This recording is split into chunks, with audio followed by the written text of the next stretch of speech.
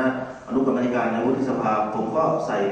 ข้อความตรงนี้เข้าไปแต่ปรากฏว่าถูกตัดด้วยเหตุผลสำคัญก็คือว่ากฎหมายรัฐธรรมนูญนั้น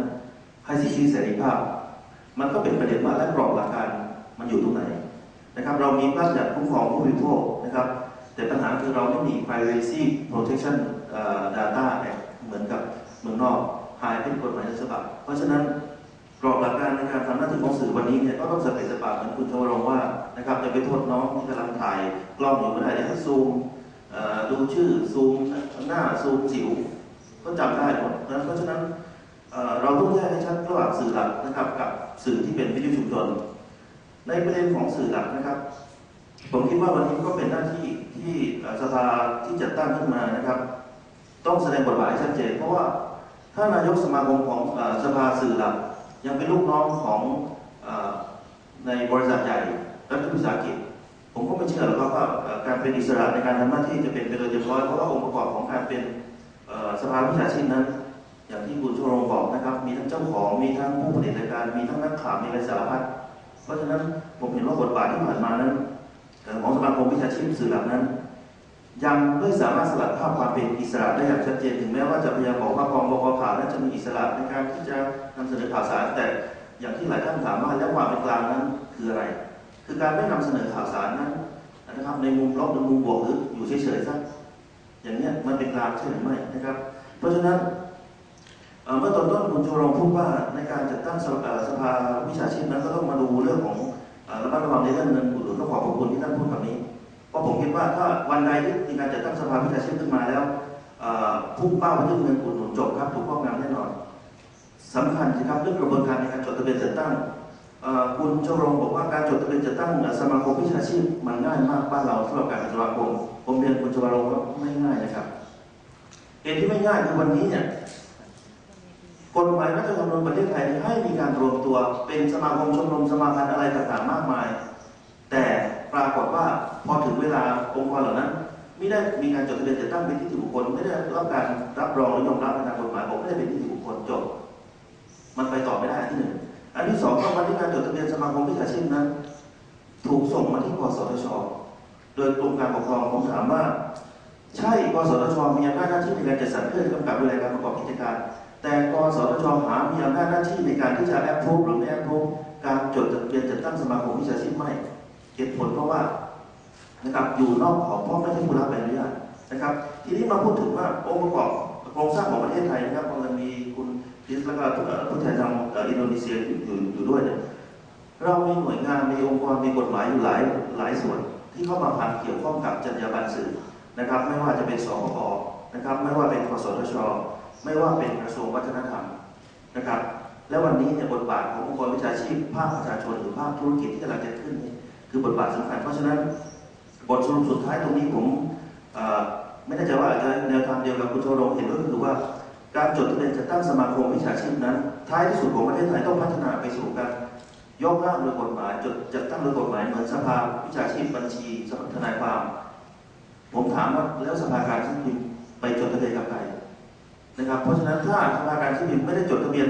กับขึ้นกับสังกัดหน่วยงานใดสภาวิทยุนักข่าวอะไรต่างๆก็เช่นเดียวกันควรจะเป็นอิสระนั่นคือบทสรุปสำหรับประเทศไทยนะครับขอบคุณครับค่ะขอบคุณค่ะสำหรับคอมเมนต์นะคะท่านผู้หญิงด้านหลังค่ะก็นันทพร ประชาประเสริฐกุลนะคะเป็นนิติบุคคลแล้วก็ผู้วิจัยสื่อสารนโยบายสื่อในประเทศศาสตร์จุฬาลงกรณ์มหาวิทยาลัยค่ะมีประเด็นคำถามอยู่ 2-3 ประเด็นนะคะคำถามแรกเนี่ยถามทางอินโดนีเซียแล้วก็ถามทางอังกฤษนะคะว่าในส่วนของจรรยาบรรณข่าวนะคะในการนำเสนอข่าวสารเนี่ยมันเจาะจงดูแลที่ตัวคอนเทนต์หรือเนื้อหาอย่างเดียวหรือว่ารวมไปถึงเรื่องของท่าทีหรือวิธีการในการนำเสนอด้วยอะค่ะคือเข้าใจว่าประเด็นที่มีการพูดคุยก่อนหน้านี้เนี่ยว่ามันมีปัญหาค่อนข้างมากในบริบทประเทศไทยเรื่องของการเล่าข่าวซึ่งบางครั้งมันไม่ได้เป็นแค่เรื่องของคอนเทนต์อย่างเดียวแต่ว่าเป็นเรื่องของรูปแบบและวิธีการในการนำเสนอรวมถึงการใส่ความคิดเห็นซึ่งอันนี้ชัดเจนมากว่ามันไม่ได้แยกจากเนื้อหานะคะก็แต่ว่านอกเหนือจากเรื่องของการแสดงความคิดเห็นแล้วคือในส่วนความคิดเห็นบางครั้งเราก็ยังแยกได้ว่านี้เหมือนกับเป็นเรื่องของความคิดเห็นเนี่ยในเรื่องของท่าทีอะค่ะท ท่าทีการนำเสนอของผู้ดำเนินรายการเองเนี่ยในส่วนนี้เนี่ยก็เลยอยากทราบว่าในทางต่างประเทศบริการประเทศเนี่ยมีข้อกำหนดเรื่องเหล่านี้อย่างไรถ้าเกิดการมีท่าทีหรือวิธีการนำเสนอที่นำไปสู่การโปรหรือคอนด้านใดด้านหนึ่งนะคะอันนี้ประเด็นแรกประเด็นที่สองเนี่ยมาถึงเรื่องของบทบาทขององค์กรกำกับดูแลค่ะในการส่งเสริมองค์การพยพต่างๆให้มีส่วนในการกำกับดูแลกันเองหรือการกำกับดูแลร่วมกันได้จริงอย่างเช่นบทบาทในการสนับสนุนองค์กรวิชาชีพสนับสนุนในที่นี้เนี่ยมันเรียกว่าอะไรดีอาจจะมีในหลายมิตินะคะเช่นว่าถ้าสนับสนุนเรื่องทรัพยากรจะสนับสนุนอย่างไรที่จะไม่นำไปสู่การแทรกแซงประเด็นนี้ประเด็นแรกนะคะในส่วนที่สองเนี่ยมีคำถามกันมากว่าในส่วนประเทศไทยควรจะมีอำนาจในการควรจะมีเหมือนกับข้อกำหนดที่ให้องค์กรวิชาชีพเนี่ยมีอำนาจในการให้คุณให้โทษสมาชิกดีหรือไม่เพื่อที่จะนำไปสู่เรื่องของการปฏิบัติหรือการควบคุมดูแลกันได้เองจริงซึ่งตรงนี้เนี่ยมันก็มีข้อห่วงใยในส่วนโดยประเทศไทยเช่นกันว่าข้อห่วงว่าองค์กรวิชาชีพเองจะอาจจะบางส่วนนะคะไม่ใช่ทั้งหมดนะคะนำไปสู่การทำตัวเป็นมาเฟียที่คุมคนที่ทำสื่อเองด้วยหรือไม่ตรงนี้ในระบบประเทศไทยยังหาคำตอบได้ไม่เคลียร์คัดไม่ชัดเจนเท่าไหร่นะคะซึ่งอยากจะฟังประสบการณ์ของต่างประเทศอีกส่วนหนึ่งก็คือบทบาทในการสนับสนุนให้องค์กรภาคประชาสังคมภาคส่วนต่างๆนะคะพลเมืองเององค์กรวิชาชีพองค์กรผู้บริโภคองค์กรครอบครัวเนี่ยเรียกว่าอะไรดีมีส่วนในการลุกขึ้นมามีบทบาทต่อการกำกับดูแลของกันเองของตัวสื่อด้วยเพราะว่าในต่างประเทศก็จะมีเรียกว่าอะไรดีบทบาทขององค์กรประชาสังคมจะมีส่วนค่อนข้างมากใช่ไหมคะในท่านในฐานะที่เป็นพลเมืองและในฐานะที่เป็นลูกค้าที่จะทำให้สุดท้ายแล้วสื่อเนี่ยคุณถ้าเกิดคุณนำเสนอไม่เหมาะสมถูกบอยคอตถูกแซงชั่นเนี่ยคุณต้องปรับท่าทีในส่วนนี้เนี่ยบทเรียนที่ผ่านมาของต่างประเทศมีการสนับสนุนองค์กรภาคประชาสังคมให้เกิดการรวมกลุ่มการรวมถึงขึ้นมามีบทบาทในการทำเรื่องราวอย่างนี้ได้อย่างไรแล้วข้อสุดท้ายก็เป็นเรื่องของขอโทษนะคะนิดนึงตอนนี้ภูมิทัศน์สื่อนะคะเปลี่ยนแปลงไปใช่ไหมคะในภูมิทัศน์สื่อเปลี่ยนแปลงไปมีการเสนอสื่อโดยเฉพาะสื่อดิจิทัลเนี่ยมีมากขึ้นสื่อในอินเทอร์เน็ตมีมากขึ้นอยากจะทราบถึงแนวทางในการกำกับดูแลการนำเสนอข่าวในอินเทอร์เน็ตหรือโลกออนไลน์ซึ่งตอนนี้พูดจริงๆว่ามันก็แยกกันไม่ออกแล้วกับคือข่าวมันไม่ได้มีแค่วิทยุโทรทัศน์ก็เป็นสิ่งพิมพ์แล้วมีออนไลน์ด้วยและในส่วนออนไลน์มันไม่ได้มีองค์กรชัดเจนถูกไหมคะใครจะนำเสนอก็ได้อะไรยังไงก็ได้ในส่วนนี้เนี่ยมันมีแนวทางในการกำกับดูแลการอย่างไรนะคะขอบคุณค่ะ Lovely question. Can I let the panelists think first? There are four points. The first one is the ethics on commentary news. And the second one is state involvement in co-regulation between the self-regulatory body and state regulator. And the third one is how to empower civic groups in your country to participate in self-regulation. And the fourth one is the regulation in age of competence. How do you deal with that in your countries? You may have comments and answer some questions. Lucas, can you start first? Sorry, if I'm not mistaken, the specific question is related to attitude. The first question, maybe I like to answer that because it's very important. The question is very important because, I agree that it's not only content that important, but it's the attitude of the journalist. And in the Indonesian Press Council, it's really underlined by the Indonesian Press Council. That's why Indonesian Press Council tools to investigate case of ethics violation. It's not only the content of the news, but it's only the attitude, how the journalists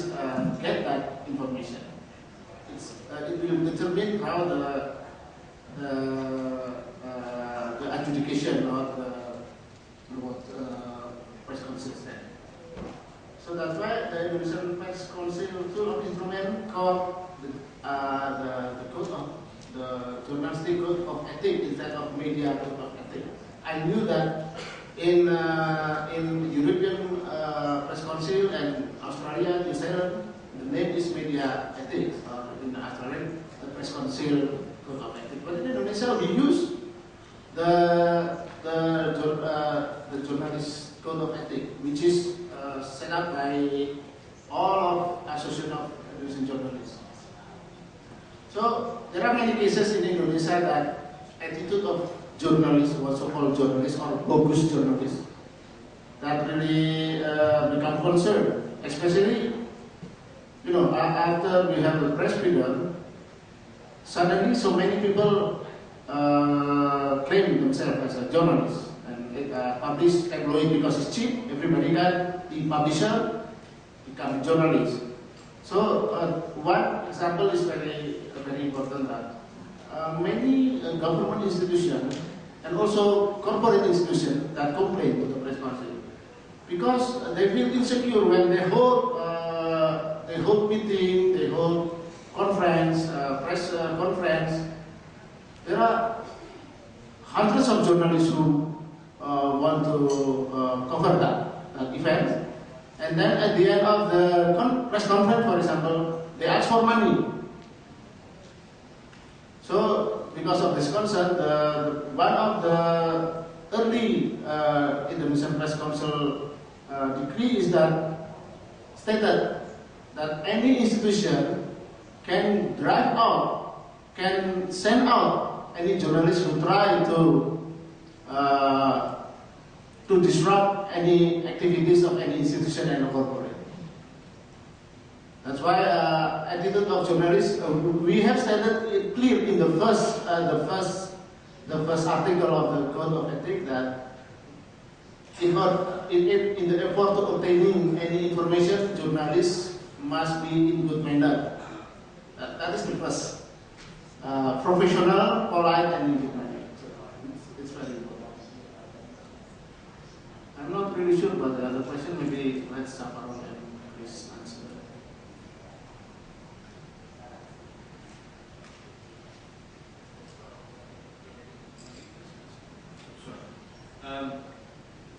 To answer your questions in order,